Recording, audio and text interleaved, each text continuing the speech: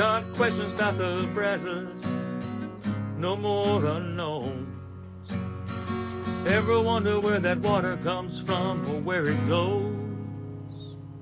We're unpacking the Brazos River.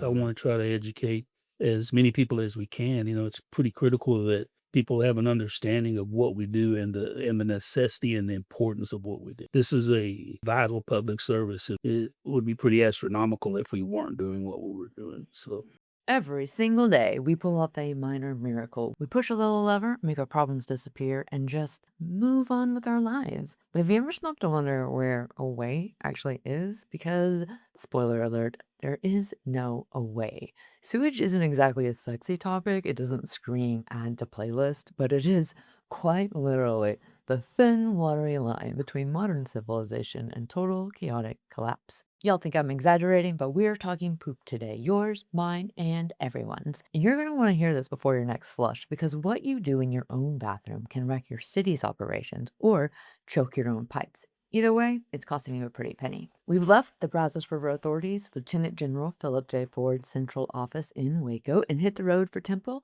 where we'll be talking from the Dozier Farm Wastewater Treatment Plant, one of the plants the BRA manages for the city. I'm Charlie Shugart, and this is Unpacking the Brazos River. Joining us today is Randy Luck, the BRA's Treatment and Conveyance Manager. Thanks for joining us glad today. to be here. Thank you for having me. Yeah. Well, since this is your first time on the podcast, tell everyone a little bit about your history with the organization. So I started with BRA in 1988 as a maintenance worker, worked my way through different departments. And, it's the consummate success story, start at the bottom and work your way, Yeah. toward the top anyway. And that's kind of the direction that I've been fortunate enough to advance. Most all of my experience is through wastewater operations, but as the years have gone on, I've transitioned to conveyance into water operations. So now with the position, I'm in charge of water operations, wastewater operations, and conveyance, which our conveyances are pipelines that connect, like, for example, Stillhouse Lake to Lake Georgetown. With the conveyance there, we also have conveyance at Granger, where we're doing transition water from Granger Lake to the plant, then from the water treatment plant, EWC water treatment plant, to our customers at Yeah. Surfer Mills. So, A lot of different aspects then. yeah, there really is. There's quite a few moving parts to it. I'm very blessed that I have the people that are working for the BRA that report to me that are exceptionally good at what they do. Yeah. They make your life a lot better whenever you have competent, qualified people out there working diligently to make everything come together. I've got an excellent crew. That's amazing. I love that. Okay. Well, let's kind of dive into all the details. We're here to talk about wastewater treatment. So most people know the Brazos River Authority is dealing with, well, the Brazos River, or one of the three water supply reservoirs we own and operate: lakes Possum Kingdom, Granbury, Limestone, but wastewater, not as much. What is the BRA's role in wastewater treatment? Why is the Brazos River Authority involved in this? So the BRA's goal is to provide for the waters of the Brazos Basin. And when I say provide for the waters of the Brazos Basin, what I'm really referring to is like maintain a standard, a constant quality of water. And so in the early 70s, BRA got into wastewater treatment. And the very first one was the WMRS, Waco Metropolitan Regional Sewage System over it. It's probably closest to Robinson is where it's located. Okay. But BRA built that facility. They funded the facility and built the facility, then managed the facility for 30 odd years. And then once the bonds were paid off by the cities, there were multiple cities that were involved with that. It was Waco and Midway and Belmead, and I forget all the towns, but there were probably a group of about 6 or 7 towns that were all sending wastewater to that facility. Once those bonds were paid off, it was option that they could purchase the facility back. Yeah. And so the BRA then, worked with the cities and transitioned that back under their control. In that time, that was in the like 70, 71, somewhere in that. It was even before my time at the BRA. But in 70, mid 70s, 75, 76, they also built Sugarland Regional Facility and Temple Belton Regional Facility. Okay. So they were basically funding and building these facilities, and the cities were making payments for those facilities to BRA Right. for the payment of the facility and the operation and maintenance of the facility. And so that's kind of how they got in. And over the years, we're a resource to other municipalities if they're struggling with maintaining compliance, or if they're struggling with maintaining certified qualified operators, they can reach out to the Brazos River Authority and we can go in and do contract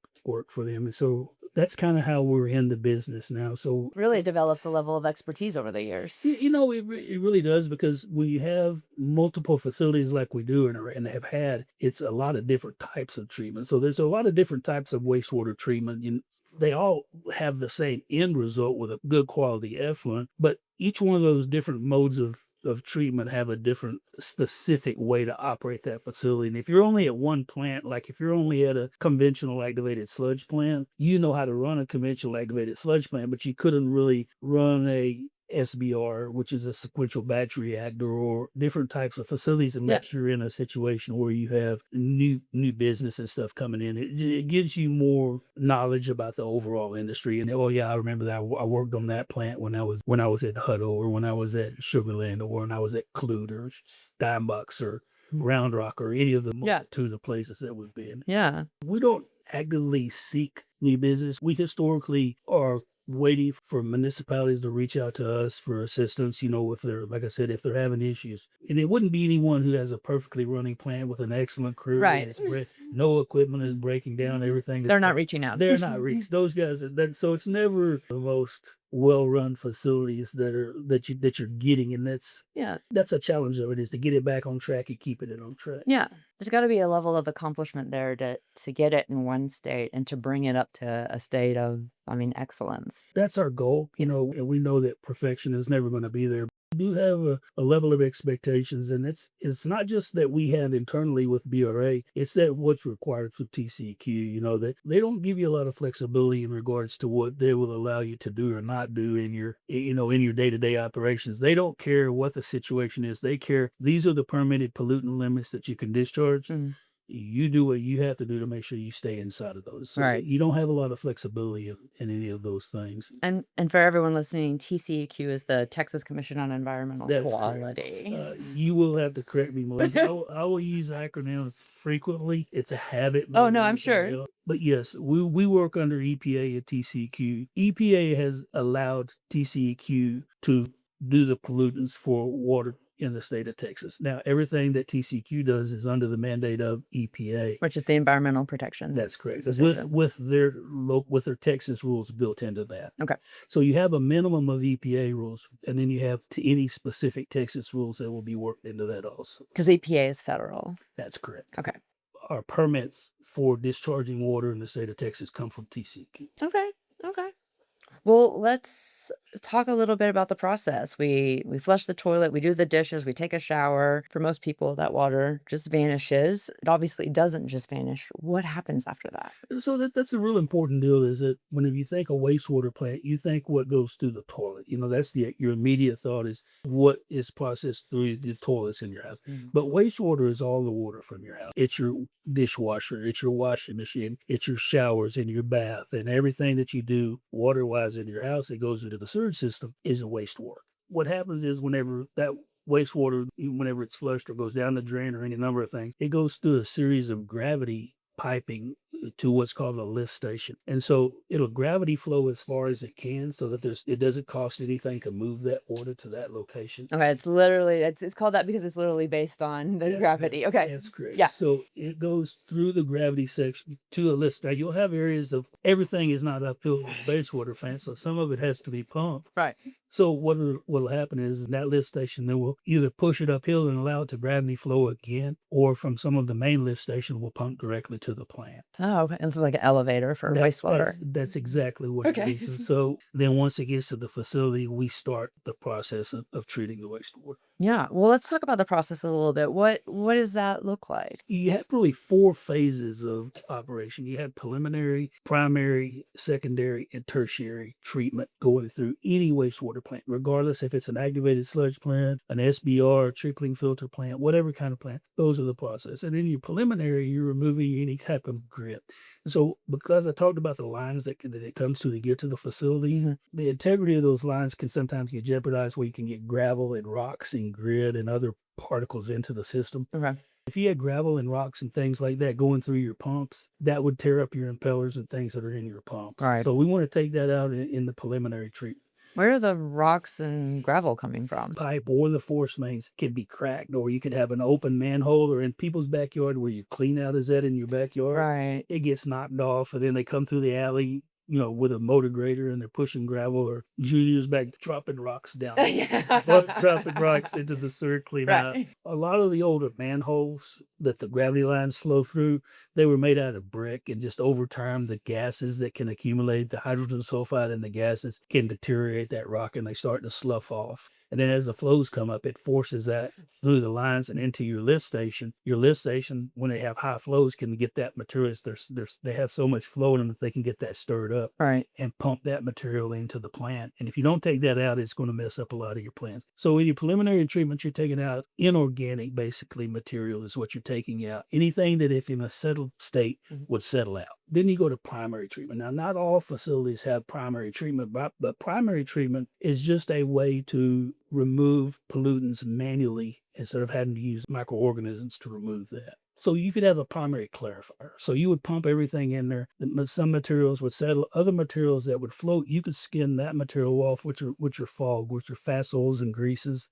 You can then skim those fats, oils, and greases off and then dispose of them without having to push them through your plant and try to treat that. Okay, so when you're saying fats, oils, and greases, we're talking about cooking oils, butter, lard, meat, salad dressings, dairy products. So that's why it's so important to not let any of that go down the drain. You'll just be causing problems later. So the fats, oils, and greases are a big problem for wastewater. We don't really have a good way to treat fats, oils, and greases. And that's like an industry thing. That's not a. It's everywhere. It's all of us. We all, suffer the same burden with the fog. And so if we can remove that without it actually having to go through a process, then that's a good thing. And so what it does with with primary treatment, you can get rid of a lot of the material that's more challenging so that then you have your organisms only focusing on what you want them to focus. We also have screens where you can take out. So when we're talking about preliminary treatment earlier, and we'll go back just a second, but when we're talking about preliminary treatment earlier, we also take out any material that will cause pumps to block up, drags and debris and things that get into the system. And those are either taken out by a green or what they call it a bar screen, which is just straight bars where material gets trapped against it and has fingers that go up and picks and dumps it into a dumpster, or a rotating fine screen. And in those rotating fine screens, which is my preference, any material that goes through the wastewater system that comes through that would be small enough not to pass through the screens, or either a bar screen or a fine screen, any of that material that doesn't go through is removed mechanically, goes into it, and then it can be disposed of, and dewatered, it can be disposed of in the landfill. And then we only treat what's required to be treated through secondary treatment, which is aeration, where you have your aeration basin where the bulk of your microorganisms are at, to biologically break down the pollutants that are in the water. Talk about the microorganisms. What is it you're talking about when you say that? There are a lot of different microorganisms and bacteria that we use in wastewater treatment to treat wastewater. Some of the more significant ones that we have a lot of stalk ciliate type organisms. We have a lot of amoeboids. We have a lot of rotifers. They're also known as indicator organisms. So when you get into a specific mode of operation, that's a predominant organism that's in that. In a certain aerated state, in a certain food state, amount of food that they have coming in, it will be the environment that they really love. This specific organism would really love, and they'll develop and foster and grow like crazy. So what we primarily do is wastewater treatment. We try to produce an environment that's conducive to specific organisms so that these specific organisms treat this the way that we want them to treat it. We have a level of expectations on those organisms that they're going to treat it a certain way. Are we talking bugs? Yeah. Okay. That's exactly what it is. It's like if you're going on a picnic and it's a 75-degree day, warm, sunny, you're loving life and everything is great. And that's the type of environment that we try to produce in a wastewater field.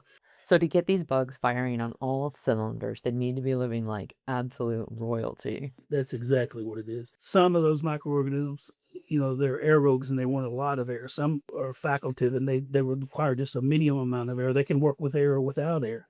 Some are anaerobic. And so we produce that environment so that we can get those organisms functioning the way that we want them to, so that they can strip specific pollutants from the water. A perfect example is the cycle of decay, the nitrosomonas and nitrobacter bacteria, the ammonia cycle of wastewater. Okay.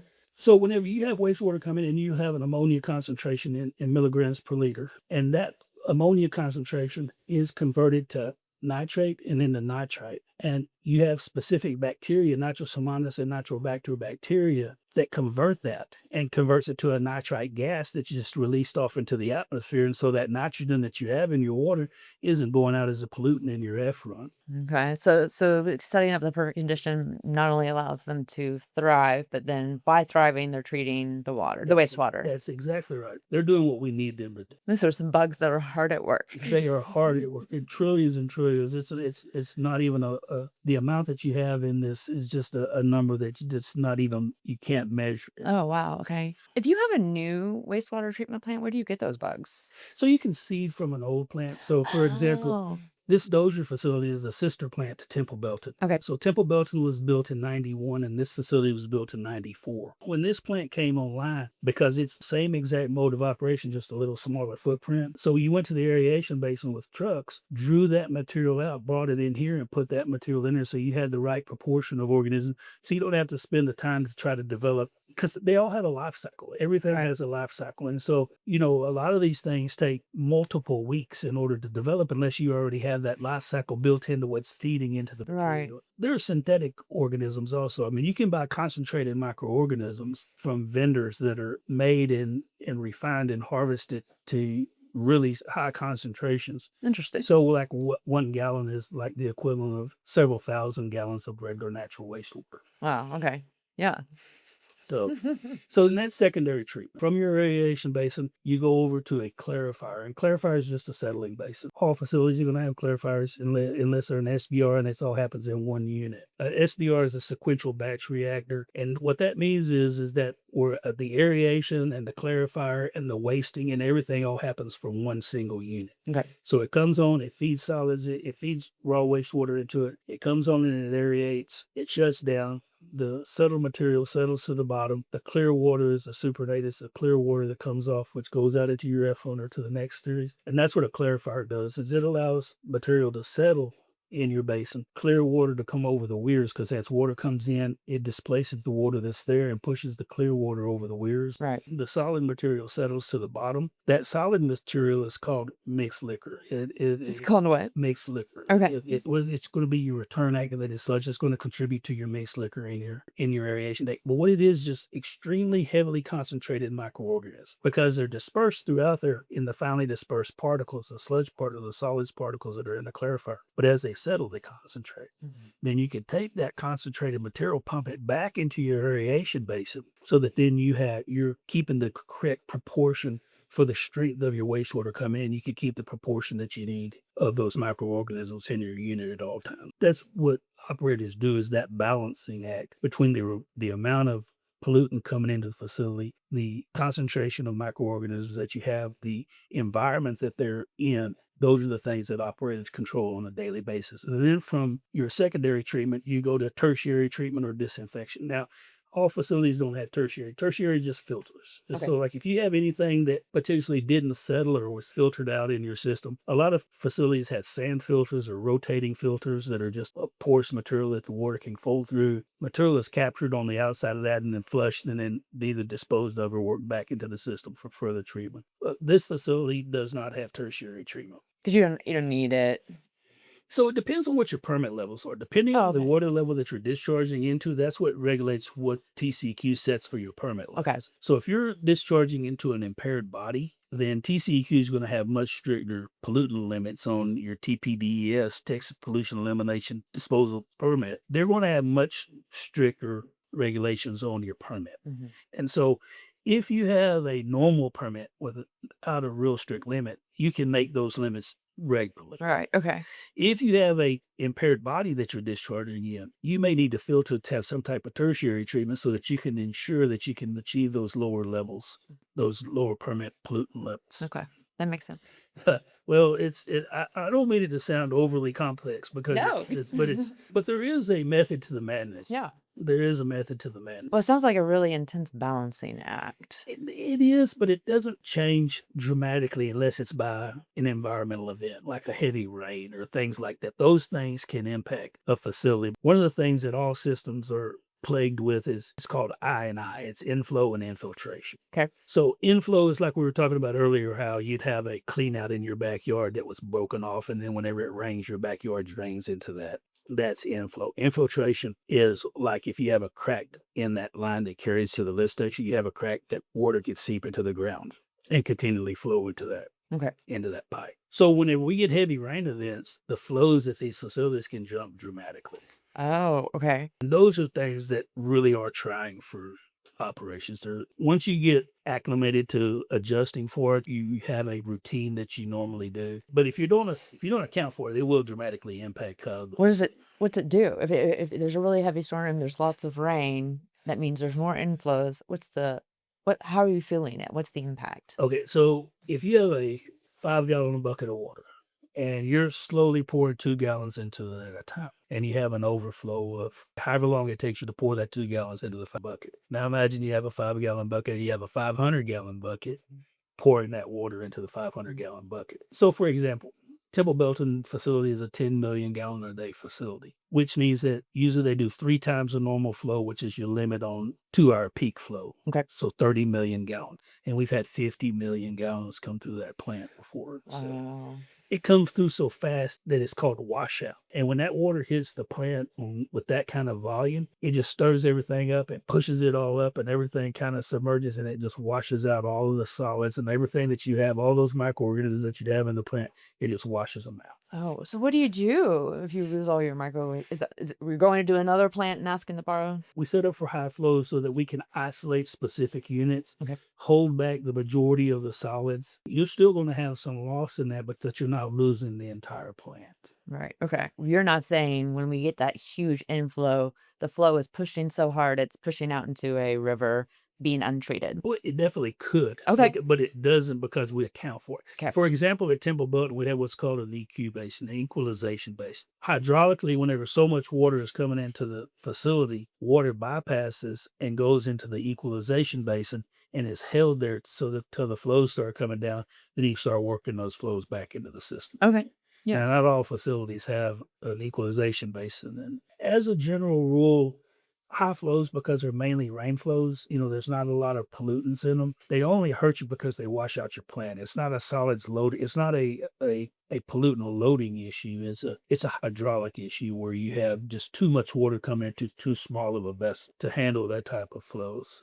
Is heavy rain, is that the main weather impacts? I would say that's the more consistent or the more prevalent impact is by that. And we've been impacted by tornadoes and ice as the Winter Storm Uri and some of those events where you had the sub-freezing weather. This is Central Texas, and so we're not set up for that. We're not set up for that extended periods of cold. And so you have stuff that had never frozen before that it started freezing and breaking. And, so if we have a vulnerability, it's going to be environmental. We had a tornado here, except I think it was last week, a year ago, we had a tornado. Here in Temple? Yeah, it was not a large tornado, but it was big enough that it downed a ton of power lines and it pushed a bunch of trees over, which blocked us from getting to lift stations where we'd have to go and take a generator to get that lift station to pump. And so that lift station wasn't able to flow. And so the flow's still coming to it. So it's overflowing. And, so environmental impacts are the worst thing that we have to deal with. You always have the potential for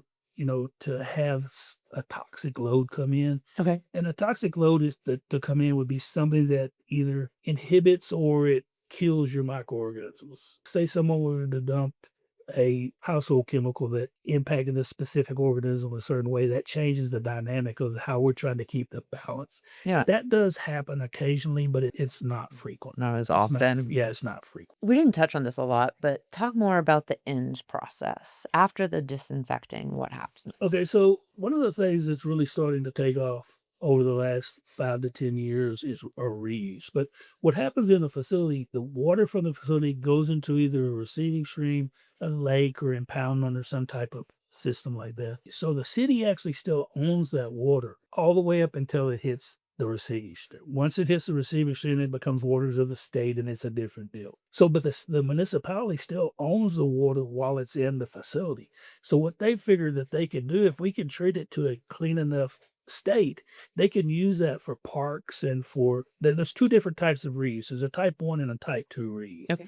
Type 2 reuse is more for industrial. So like this facility, this Dozier facility, we probably send 80+% of the water that we produce here to a power plant that's just down the road right here, and they use it for cooling water Interesting. for the power plant. Yeah. And then the remainder of that water is then released into the receiving stream. But this is a unique facility, and that's a type 2. But we also have a type 1 permit here so that they can take water from this facility. We can treat it to a high enough level that it can be used on the parks. And so over at the soccer fields and the baseball fields and stuff, they're able to safely use this water for irrigation so that they're not spending, they're not paying to produce 1 billion gallons of Yeah. treated seeding water. They can use wastewater to do it. And a lot of cities are starting to do this. Yeah, that's amazing. One of the things that's really cool that they're starting to do now is they're starting to set up water treatment plants directly behind the wastewater treatment plant. So the effluent from your wastewater treatment plant will go directly into a water treatment plant to be turned and recycled immediately and go back out for drinking water.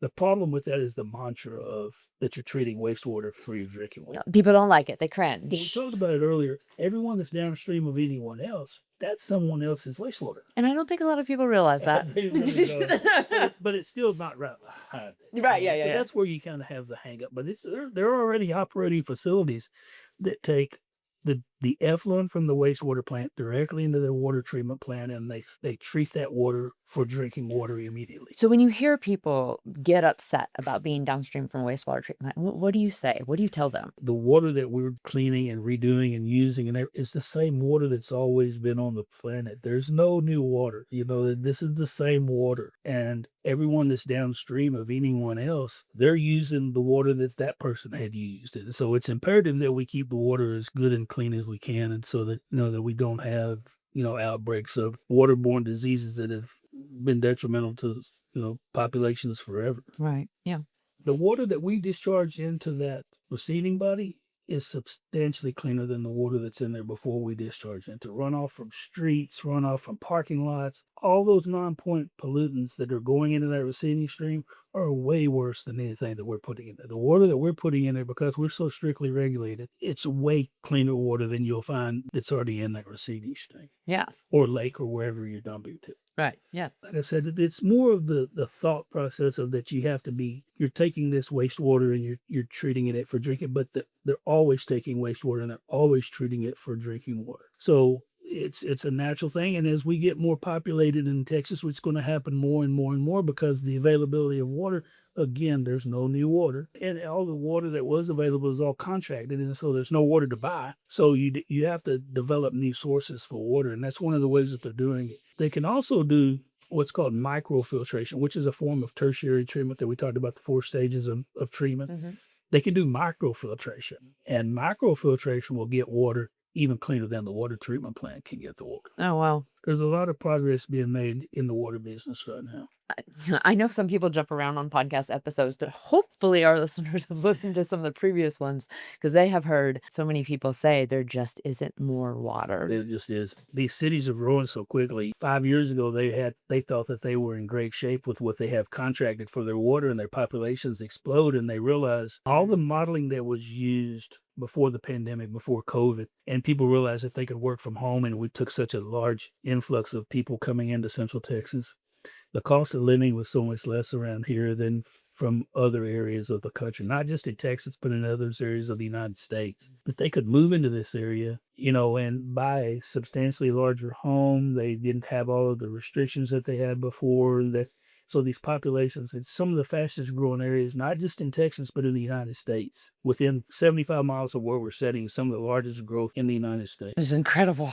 And because of that, the modeling that they used 5 or 10 years ago on where they projected that how they needed to progress with their water infrastructure, it's just not there. Didn't account for a worldwide pandemic that sent everybody home. It Yeah. does not account for any of those variables that have come to, and no one could have seen it. Yeah. Yeah. No one who would have ever predicted that this was going to be the Right. That, like right now, in 26, we're hitting numbers that should not have been seen until 35, or in that ballpark. I'm not saying that that's it, Yeah. but in the Yeah. mid 30s, early the mid 30s, we're seeing those numbers in 26 that we should have seen 6 or 7 or 8 years down the road. Yeah. And there's no one is prepared for it. Talk a little bit about what the day in the life of a plant operator is here. What does that look like? How much of this is just automated versus how much has to be constantly checked? What's that process like? Well, I think the short answer is yes and yes. I mean, there's a lot of it that's automated, and these facilities, they're required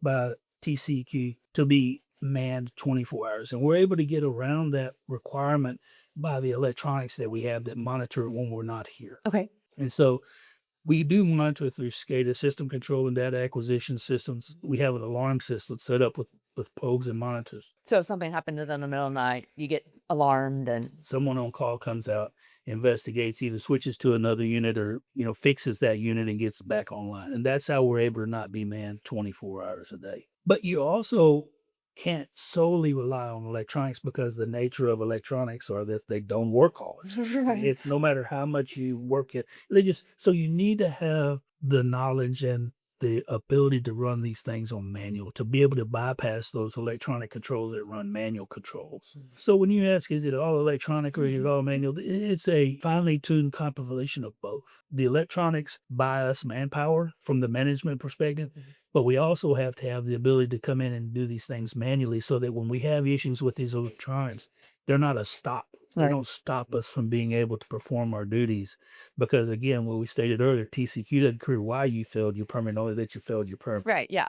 And so one of the things we have built into these facilities are redundancies, and that's a requirement through design criteria through TCQ. You will very rarely, on what you won't find it like single units of anything, that is a major point of being able to meet your permit. right. They build redundancies, and we build redundancies into these so that you don't have a single point of failure, that if this one thing fails, the whole thing Right. fails. And so Yeah. you're able to do, if this fails, you do this. If this fails, you do this. If this fails, you do this. If multiple things fail, then you do this, And so you have a lot of redundancies and you have some flexibility in the way these plants are designed to where you can run facilities and still not adversely impact the environment if you're in a position to where you can only do bare minimum. So these plants run nonstop, all nights, weekends, Oh, yeah. holidays. Yes, absolutely. They do not. If they're shut down, that's not a good thing. okay.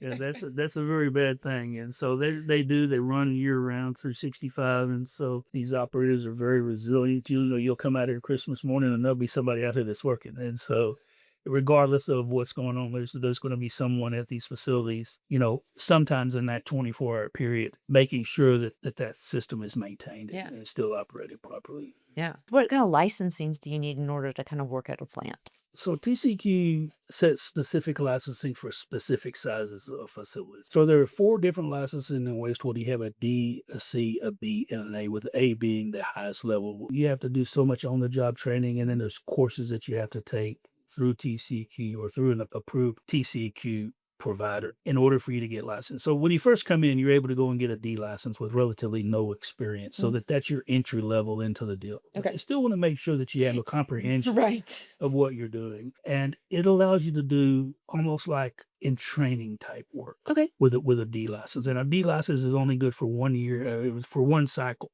for 3 years, and it's not renewable. Okay. You can't renew a D license, so you're forced inside of that cycle of license to get a upgraded license, or you won't have any license and you can no longer. They want you to keep getting better and learning more. Yeah. Absolutely. One of the things that we've been working diligently to try to do is we're trying to get a high school vocational course. They could come out of high school with a D license with an understanding and a comprehension. Wastewater is not a business you're going to get rich. If you're looking to get rich, this is not.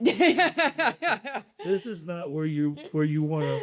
And it's For the job security, I It imagine. really is. Yeah. We are essential services.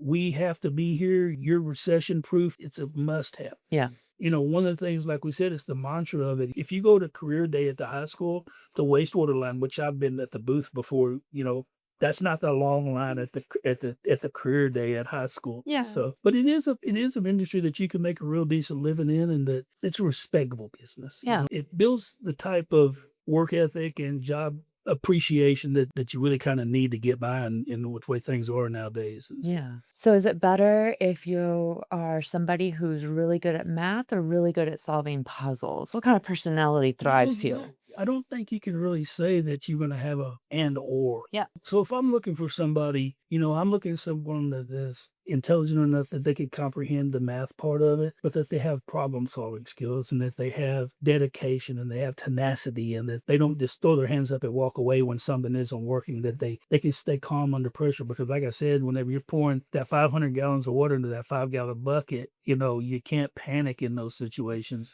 You still have things that you have to follow through and do. And so you want people that can handle the pressure of the situation, that are problem solvers. If I'm fortunate enough to have those type of people, and I've had all different kinds, but some of my most successful applicants have been farm kids, come from farming communities, Yeah. because they do that their whole life. They're not afraid to go and work hard, do whatever they have to do.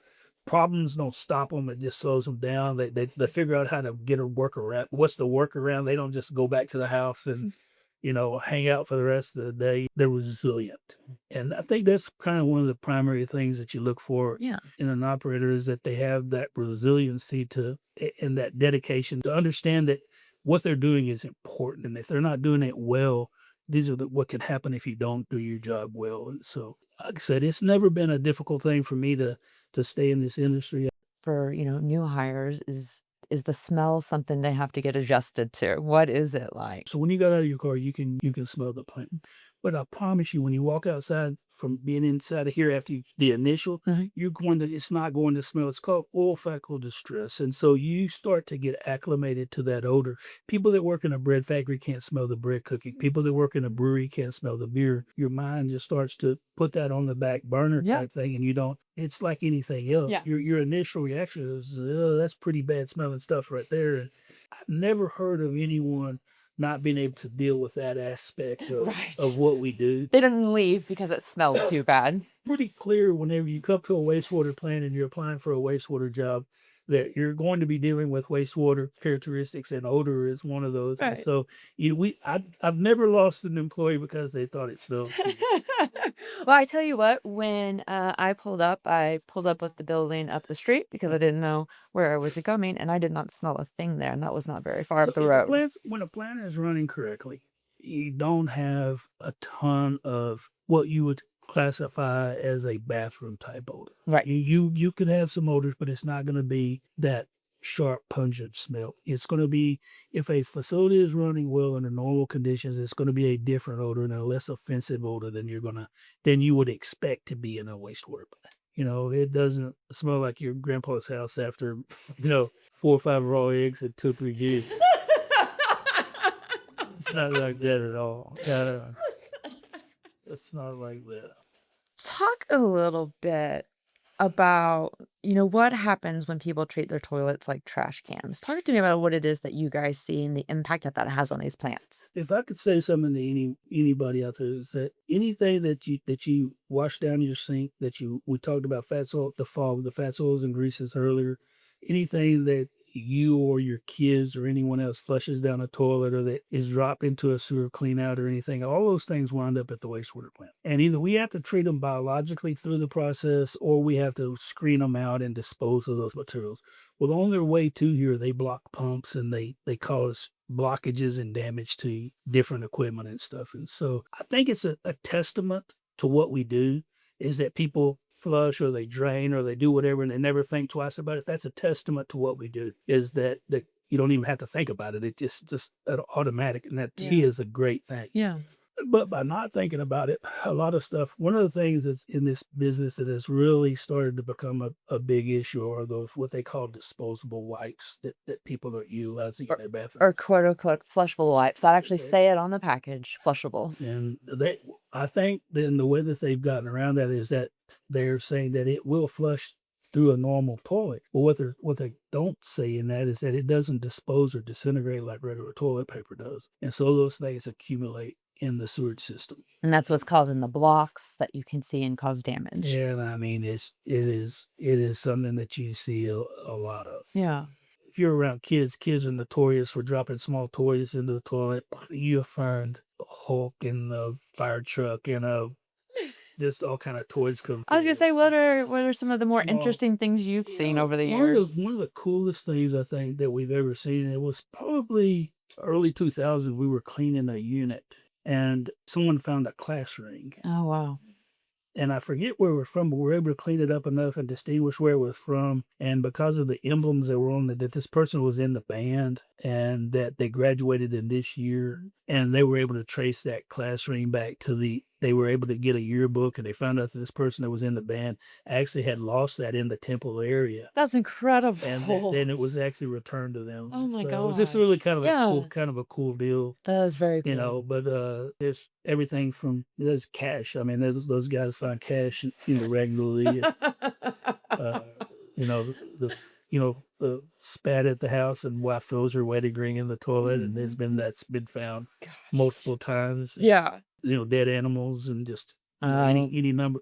So you'll find anything from building debris to sometimes whenever there's an open system. Like an open manhole Yeah, cover? so if a Okay. manhole cover comes off and the water starts to inflow, we talk about I, the inflow. Well, that vortex you see is sucking everything that's around there into that, Right. and you'll see all different types of things make it to the plant. What is most helpful in helping your city or your community's wastewater treatment run best is not to use your toilet as a trash can. That's always good advice. It's gonna save the homeowner in the end, because they're not gonna have to hire people to come out and run their lines in order to clear the blockages from their lines too, because there's stuff blocks up also. Right. If you're constantly pouring grease down the sink, if you're frying catfish and you pour the half a gallon of grease down the sink, yeah, you've gotten rid of it. But what you don't realize that in your own lines going into the system, you're starting to build a grease up in there, which is going to restrict the flow, which over the course of time is going to be something that you're going to have cleaned out of there. So it's going to actually cost you money Right. to remove that. So we want to limit the amount of those type of things that go into the system as frequently as we can. Yeah, absolutely. The majority of water plant sludge and wastewater plant sludge now, instead of being disposed of in landfills, is being composted either through private organizations or through the independent facility owner. That's really cool. I mean, just in general, not only having wastewater treatment plants save stuff from going to the landfill and creating something beneficial for the community through mulch, but then also having the water turned around for reuse and Oh, put it back absolutely. to the community. I mean, that's a lot of really. Yeah, it's the the full hydraulic circle. Everything hydraulic, and everything is just comes back Yeah. full back around again. And so What have we left off that you want to make sure that people walk away with knowing or a last impression that, that there is no new water, that the water that we have to conserve. We have to treat it with respect in regards to how we use it, how we, I'm not telling you that you got to be super conscientious, that you got to measure everything that you're doing, but keep it in mind. Be as receptive as you can be to the emerging technologies that are coming now, that are saying that by doing this and this and this, we're able to utilize this existing stream, and that we, there's just no new water, and then try to develop new water all the time. right. Water sources all the time, and that one of the things that are going to be really big is the effluent from these wastewater treatment plants. And in saying that actually has an impact also, because if you take a 10 million gallon a day plant offline and you're reusing that water in town, and that water was going into a creek that was going into a river, that's going to impact the flow of that creek and that river. Right. So that there are impacts to that. So people that have historically been downstream of that and have always had a water flow even during drought, because the wastewater plant is still producing water. Whenever they start to reuse, they're not the happy ones about the reuse situation. Right. So, Yeah. It's a job that's doesn't get the recognition, I feel like. I don't know that you ever get into this business for the recognition. I don't have a lot of T-shirts that say what I do across the front, but this is not a job for a narcissist. This is a job for someone who humbly respects the environment, and recognizes that the things we do make a difference. And that's what these guys here, they recognize what we do makes a difference, and that it matters that we do it well. Yeah, absolutely. I'm proud as I can be the leader of this group of guys, and member of this organization. So I don't have a whole lot longer. If they don't get rid of me before then, I'll retire from here and be happy I'm serving my environment. Well, thank you for sitting down and just taking the time to explain all of So this. good. Yeah, it's very helpful. You guys are welcome anytime. Thank you. So we all just need to remember that we're just constantly borrowing and cleaning the same finite water supply. Every shower, every spin cycle, the greasy lasagna pan in the dishwasher, it all goes somewhere. And if it's not toilet paper, don't send it down the pipe. Keep your drains clear and your conscience clean. If you have any follow-up questions for an idea for a podcast episode that you'd like to hear, don't hesitate to reach out. You can email us at information@brazos.org. And for the love of all of our infrastructure, stop flushing flushable wipes. We're out. Thanks for listening to Unpacking the Brazos River. And we're done. All right. I don't know how long that was, but it seemed like more than 15 minutes. It was a little more than 15 minutes.